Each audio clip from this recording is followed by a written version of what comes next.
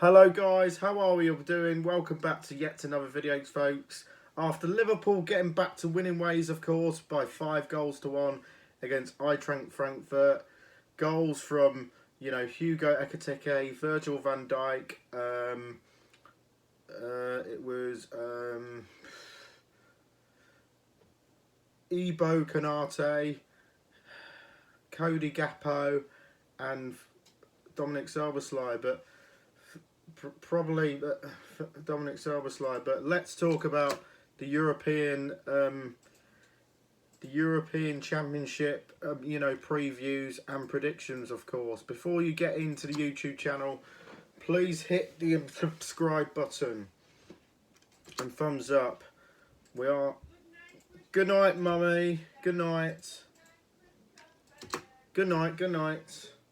Right. Let's start with an ITV4 televised European Championship. Takes place in Dortmund this weekend. Chris Hammer brings you his quarter by quarter preview and tips. Danny Noppert to win quarter 1 at 11-2. Johnny Clayton to win the European Championship at 25-1. And Michael van Gerwen to win the European Championships at 16-1. With Dartmouth drawing ever closer, and the next stop on the road to Ali Pali is the Westfalen in Dortmund for the European Championship. Unless you kept a close eye on 13 events on the European Tour season, which we've seen 10 different winners, you might be surprised to learn from that Nathan Aspinall and Martin Schindler have bagged the top 2 seeded spots with Luke Littler and Luke Humphries, 4th and 5th respectively. The Ass won his 3rd European Tour event of the season at the weekend. Deservedly finished top of the order of merit, although Luke Littler's decision to skip most of the tournaments staged in Germany certainly didn't help his cause, but to finish at the summit. Here's a quick reminder of how the tournaments were won. Littler obviously wouldn't include the European Championship on the list of German events, but it will be interesting to see what kind of reception he gets from Dortmund crowd, whether he puts him off his dominant stride. This tournament is one of the few majors that neither Littler nor Humphries have on their incredible CVs. But in fairness to the world champion, he's only attempted once. That result in a shock early exit to Andrew Gilding, who of course not in this year's, of course, the likes of Michael Smith and Joe Cullen, missing of course. And that result highlighted of how the best of 11 leg format in the first round can contribute to the big name casualties. And last year we saw plenty of more throughout the weekend, which ended with 200-1 outsider Ritchie Edhouse, thrashing Jermaine Wattimena in the final. I'll go through each quarter of the draw in the quest to predict who will win the 18th staging of the European Championship. Right, quarter 1, Nathan Aspinall versus Josh Rock. Nathan Aspinall, Josh Rock, Rob Cross, Dirk van Dijvenbode, Danny Noppert, Nico Sprinter, Jermaine Wattimena and Riccardo Pietrasco. Nathan Aspinall has enjoyed the best season out of everyone on the European Tour with 3 titles, and interestingly all of them, as well as finishing runner-up to Stephen Bunting in Riesa, happened in front of the German fans. But you expect his confidence level will be key against 2019 and 2021 European champion Rob Cross, who has endured a difficult couple of months in all competitions. But then it's going to be a lot of trickier in round 2. Dirk van Dijvenbode has been playing brilliantly of late, as recently as this weekend. He posted a big average, 117.74 average, and hit a 9-darter en route to the final, where he almost managed another perfect leg before bowing out to Aspinall. However, he has an awful opener against his recent World Grand Prix semi-finalist Danny Noppert. He'll be hoping that kind of form helps him to go one step further, and he's managed in each of their past 2 seasons. 2023 he was narrowly beaten 11-8 by Peter Wright in the last 4. 12 months ago he scrambled to Jermaine Wattimena at the same stage in the deciding leg. The former UK Open champion also has a World Masters semi-final, a run to his list of 2025 achievements, so I fancy him to come through this quarter of a draw.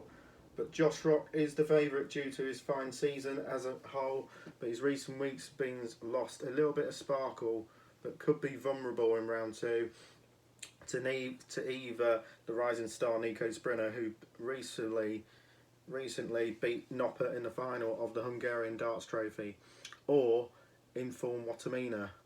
The latter thrashed Aspinall in the Pro Tour final earlier this month, then reached the semi-final the next day before posting 3 big 100-plus averages in a row at the last weekend's European Tour event. He's actually averaged over 100 in 11 of his 16 matches, while this should put him on our radar. I really do feel that Noppert has more major appeared overall in this quarter, but I'm going for Josh Rock to win his quarter. Right, Luke Humphries. So quarter two, Luke Littler, Luke Humphries, Gary Anderson, James Way, Mike De Decker, Cameron Menzies, Christoph Ratajski and Raymond van Barneveld. Luke Littler resumes his not so love affair with Germany and certainly has the score to settle, with the Westfalen having crashed out to Andrew Gilding at the first hurdle of his European Championship debut. In the long format darts, world champion is proving to be pretty much unbeatable in the tournament. That reaches a maximum of the best of 21 legs there. These are the occasions when his rivals have a greater chance of sprinting a surprise, but I can't see the current version of Raymond van Barneveld repeating the feat of Gilding. But the bigger names in this section, James Wade, Luke Humphries and Gary Anderson, certainly won't fear the challenge. Humphries is clearly the obvious threat.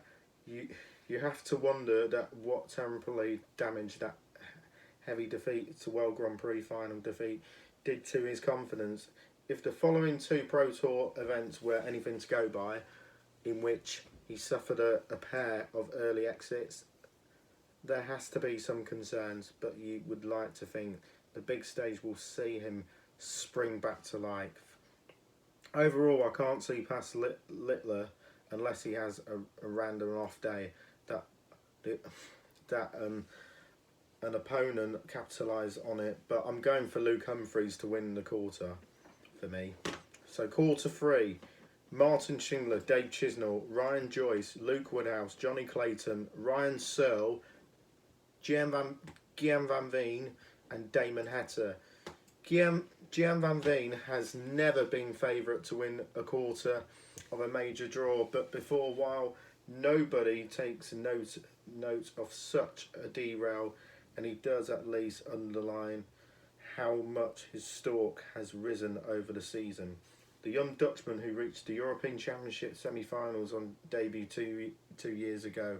He may have only picked up 1 title in 2025, which came way back in March, but his numbers and performances has been statistically high all year, while he's also enjoyed impressive runs to the World Match Play and the UK Open quarterfinals, since recording a match average record at the World Grand Prix.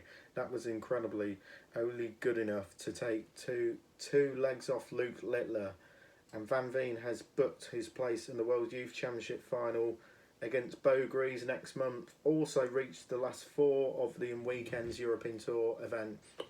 During that run, he thrashed a below par Johnny Clayton 6-1. Despite this, I'm going to side with the ferret to come through this section and launch a strong title challenge. Clayton's resurgence on the big stage this season started by finishing runner-up at the World Masters, which he went right down to the wire against Humphries, as well as 3 semi-finals at the UK Open, World Match Play and the World Grand Prix. In 2 of those, the UK Open and the World Grand Prix, he was swept aside by Luke Littler, but thankfully this time it won't have to deal with the nuke until the final. Maybe someone will have already done a dirty work for him then.